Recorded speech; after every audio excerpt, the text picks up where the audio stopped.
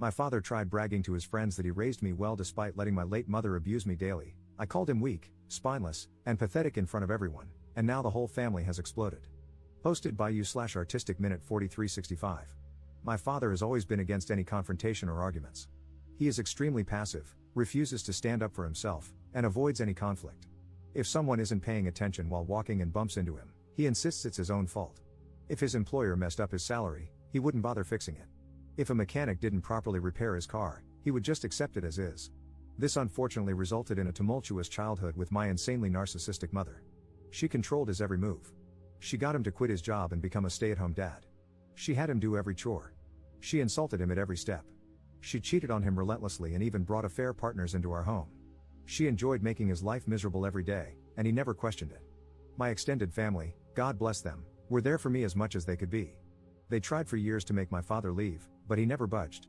When she directed her anger at me, in the form of screaming, insulting, or general demeaning, my father never once found the guts to stand up for me or support me. When I was a kid, if I cried to my dad about something my mom did or said to me, he would sweep it under the rug or insist I forget about it. He would even try to justify it. As I grew older, it really set in for me how messed up this was. My mother gladly kicked me out of the house when I was 18, and my father just sat there looking sullen. He didn't say a damn thing. I joined the Air Force almost immediately and got stationed on the other side of the country. The dynamic was awful, and I could have easily gone down the incel route if not for therapy and the amazing people I met along the way. It took years for me to get into a better mental space. I was filled with hatred. My mother left my father 2 years after I got stationed and utterly destroyed him in the divorce. She was unalived a year later in a DUI with one of her affair partners. I took a lot of joy in hearing that it took her hours to unalive, and that's when I knew I really needed help to process things. I'm almost 30 now, have a girlfriend who is perhaps the best thing to ever happen in my life, and she fully understands the situation with my family. I have learned not to allow myself to be consumed with anger and resentment by my past, or so I thought, and instead put that energy toward my future. I have been extraordinarily low contact, nearly no contact, with my father since I left. As much as I try, I cannot make that connection with him. I recently went to a family reunion and brought my girlfriend with me. My father was there since it was his side of the family. They have many issues with him, but he's family, so whatever, I guess. I made sure to avoid him. I was chatting with my uncles when I heard my father talking in the background. He was discussing how a co-worker of his was going through a divorce after discovering his wife was having an affair and was positioned to have a very favorable outcome.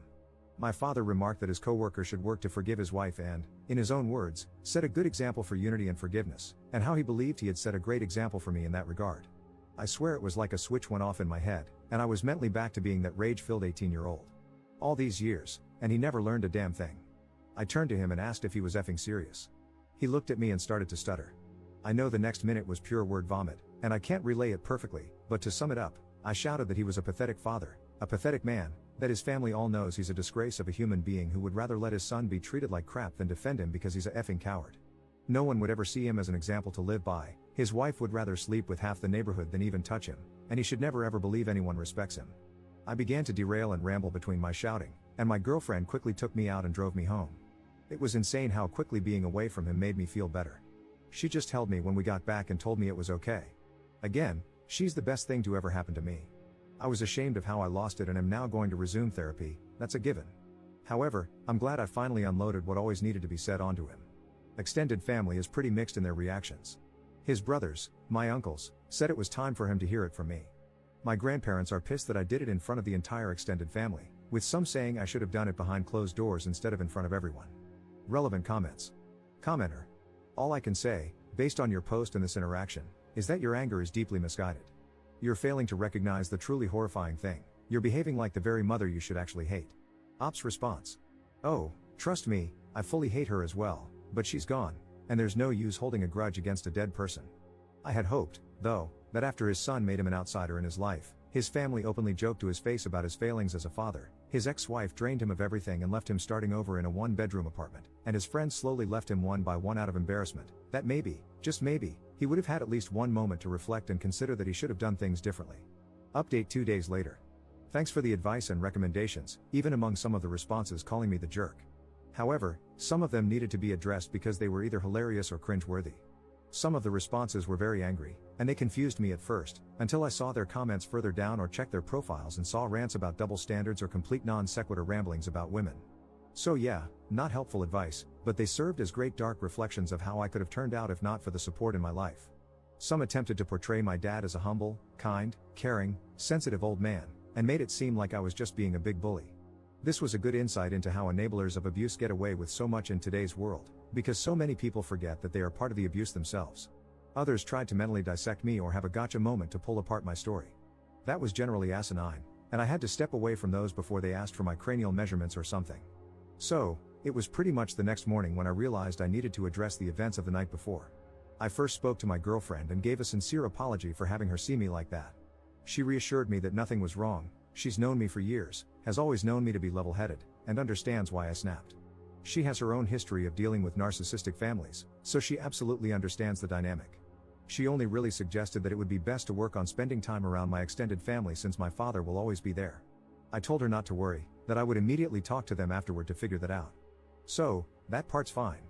I may have looked kind of like a jerk in front of her, but I'm making sure that doesn't happen again. I also informed her of my intentions to resume therapy to keep myself steady, which she was happy to hear. I called my grandparents and sincerely apologized for putting such a sore dent in their family reunion. I told them it wasn't appropriate, and while it felt good to say those things to him, it should have been done privately, not in front of everyone. I also explained that going forward, as much as I love spending time with them, since the family always gathers as one group, which includes my father, I need to distance myself occasionally until I feel comfortable being around him again. I reassured them that I'm not, nor would I ever, establish an ultimatum or make demands of them. Either way, I just need to step back for now.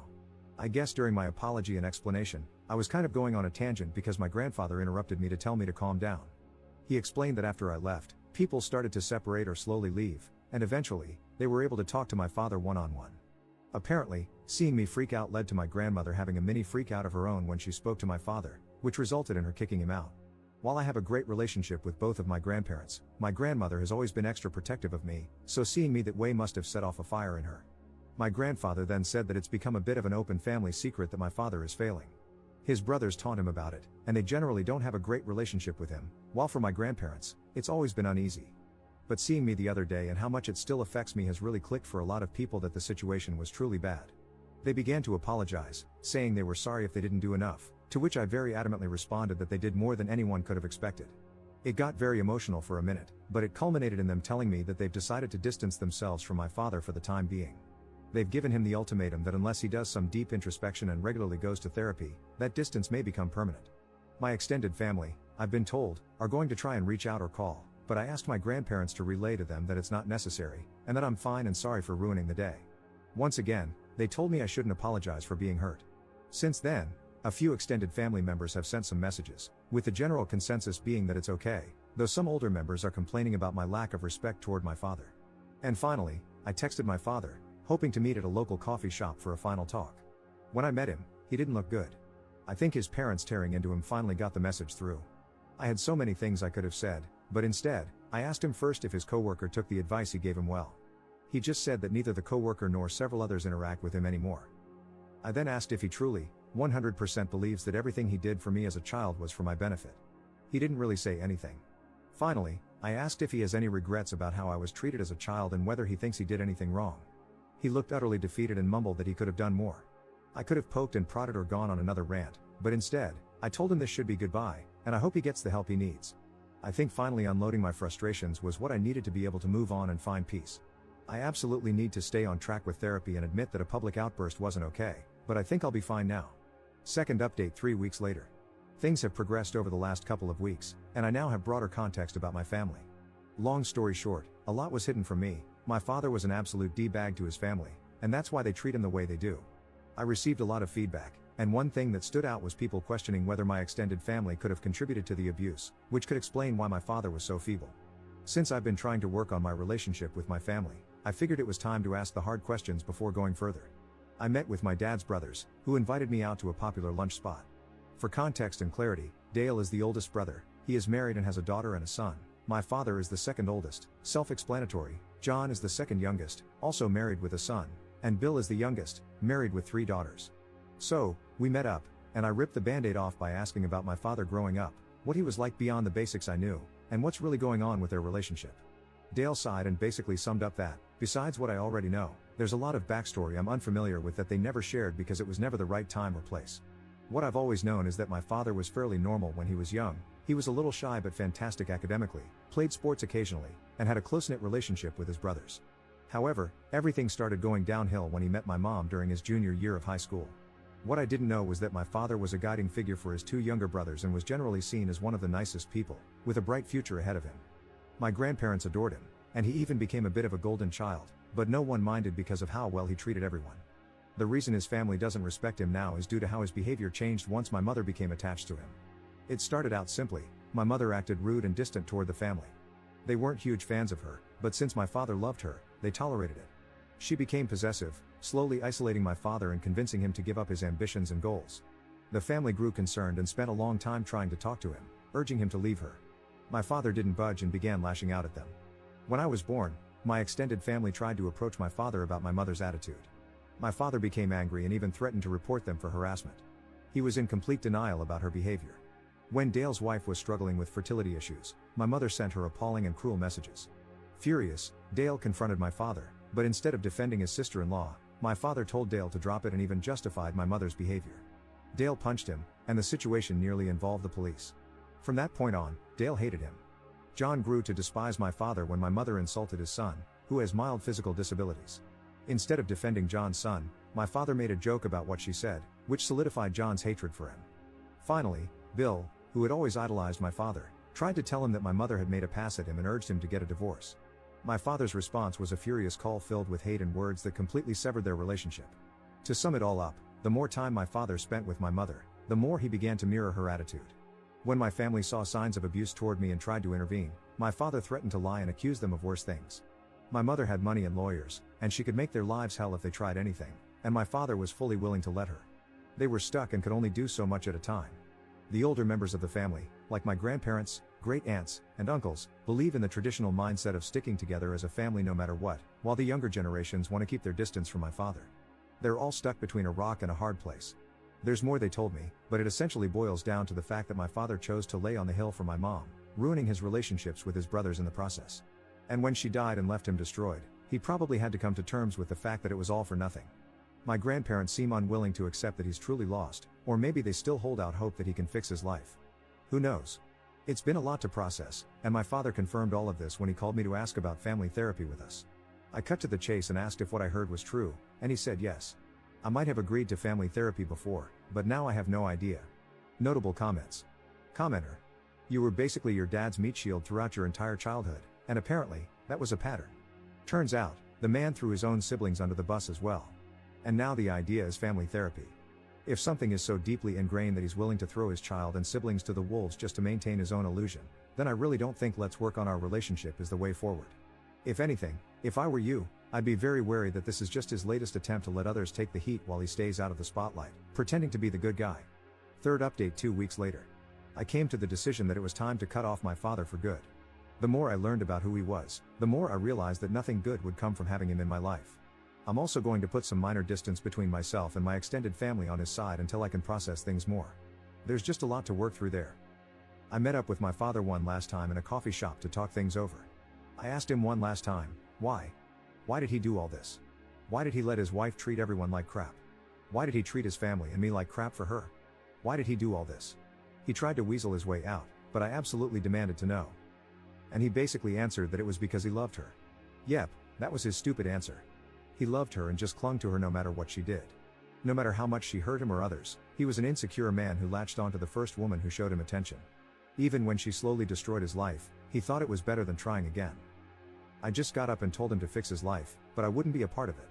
I hope he has the sense to understand why. No matter how he tried to word it, I had 2 abusive parents. He didn't say anything, just stared at me. Which leads to last night. I got a call from my grandparents that the night before, my dad had tried to call his brothers and make peace. Unfortunately, from what they said, he did it in the most lackluster, avoidant way possible, sparing himself any guilt. That didn't go well.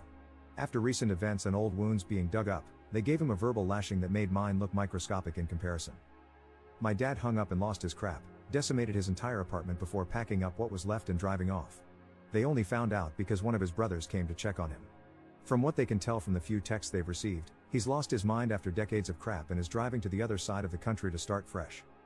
Also, from the minimal communication they've had with him, he's acting incredibly vile toward them, and they say he seems to be acting just like my mother. Edit. Things are progressing/spiraling very quickly, and I'm expecting this whole insanity parade to come to a conclusion within a few days at this rate.